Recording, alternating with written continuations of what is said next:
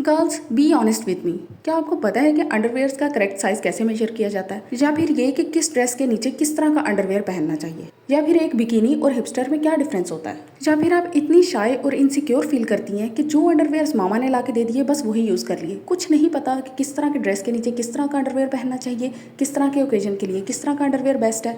अगर ऐसी बात है ना तो फिर बेफिक्र हो जाए, हर चीज़ डिटेल से बताऊंगी। करेक्ट साइज मेजरमेंट, आपने दो मेजरमेंट्स लेनी है। एक अपनी वेस्ट से जो यूजली नेवल से थोड़ी सी ऊपर होती है, या फिर आप कह लें टॉर्सो का सबसे नैरोएस्ट पार्ट जहाँ पे यूजली आपकी शलवार की इलास्टिक होती है।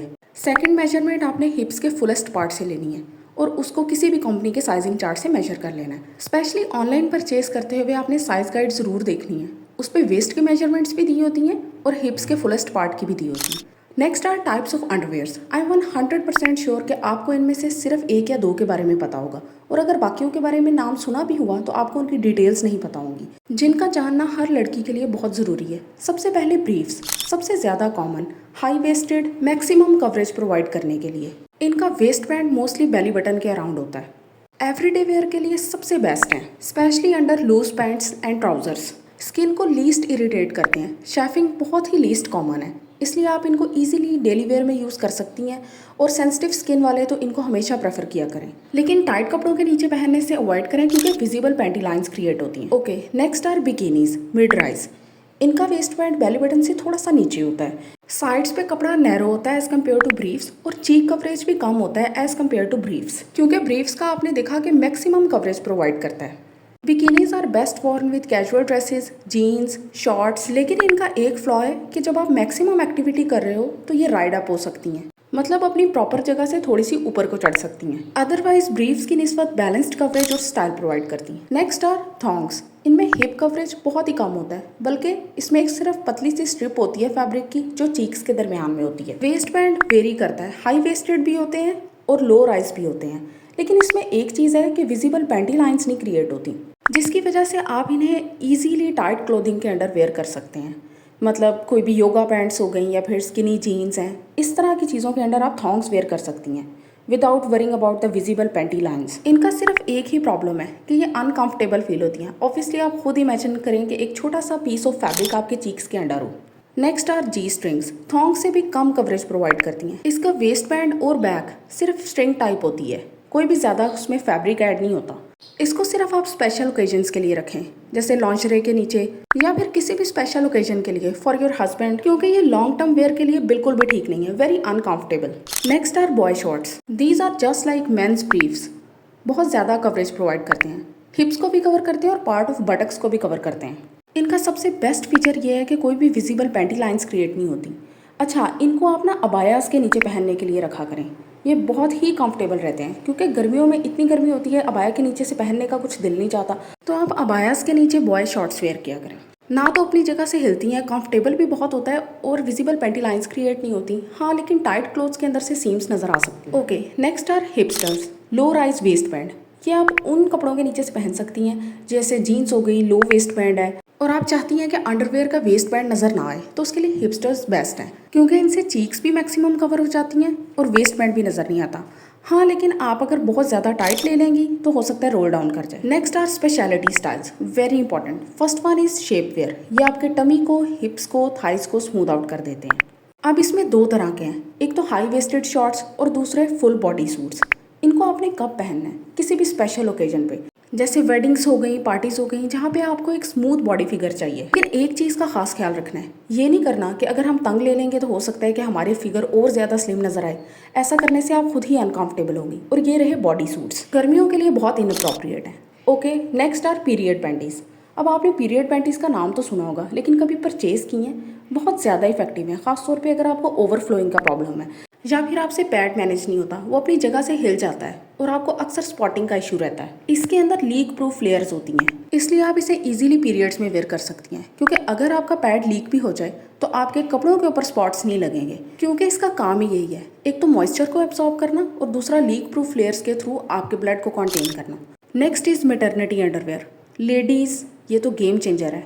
इसको अगर आप अपनी लाइफ में मिस कर रही हैं ना, तो ट्रस्ट मी आप बहुत बड़ी चीज़ मिस कर रही हैं, क्योंकि ये आपको इतना कंफर्टेबल रहता है और इतना कंफर्ट प्रोवाइड करता है। क्योंकि आप सबको पता है ये कितनी बैक पेन होती है और कितना हैवी फील होता है ड्यूरिंग प्रेगनेंसी। तो ये एक्चुअली एक तरह से बेली को सपोर्ट करने का काम देता है और ये ग्रोइंग बेली के साथ खुद भी एक्सपैंड होता रहता है, इसलिए इसके तंग होने का आपको कोई टेंशन नहीं है। इसका वेस्ट बैंड बहुत स्ट्रेची होता है और पोस्टमार्टम रिकवरी में भी ये बेस्ट है।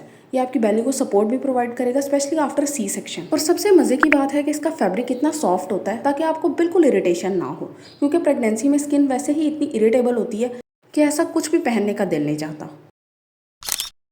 Okay, next are sport underwears.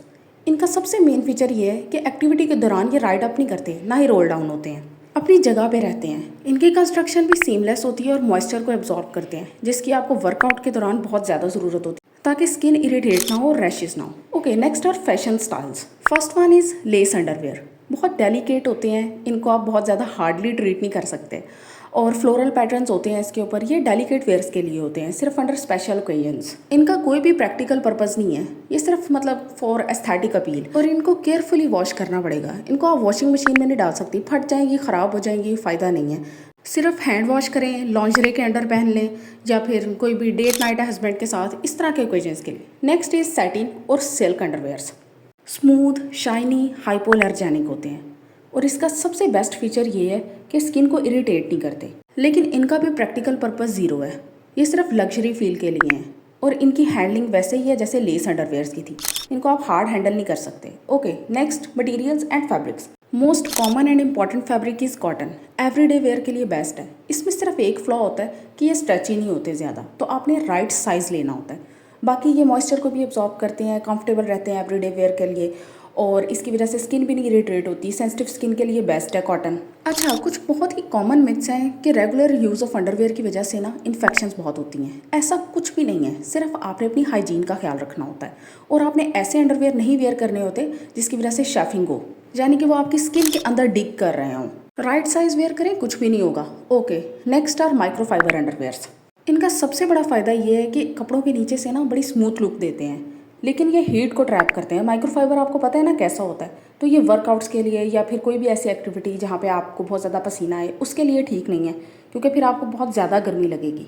Next are these nylon और स्पैंडेक्स अंडरवेयर्स। इनकी सबसे मेन क्वालिटी ये होती है कि ये स्ट्रेची और ड्यूरेबल होते हैं, जिसकी वजह से ये एक्टिव वेयर के लिए, मतलब आपने अगर जिम वर्कआउट करना है या फिर आप स्पोर्ट्स में हैं तो उसके लिए आप इस तरह के अंडरवेयर्स परचेज करें जो जल्दी राइड आउट ना हो और ना ही फटें, बल्कि वो ठीक रहें, ड्यूरेबल हो। Okay, let's come to the most important topic. आपने अपने अंडरवेयर्स को वॉश कैसे करना है और स्टोर कैसे करना है। इनके लिए हमेशा माइल्ड डिटर्जेंट यूज़ किया करें, क्योंकि अंडरवेयर्स का मटेरियल बहुत ही सेंसिटिव होता है और इनको हॉट वाटर के अंदर तो बिल्कुल भी नहीं आपने डालना। कोल्ड वाटर यूज़ करें। फैब्रिक सॉफ्टनर्स बिल्कुल यूज़ नहीं करने, क्योंकि इससे इनका इलास्टिक जो है वो ब्रेक डाउन हो जाता है और वो स्ट्रेची नहीं रहते।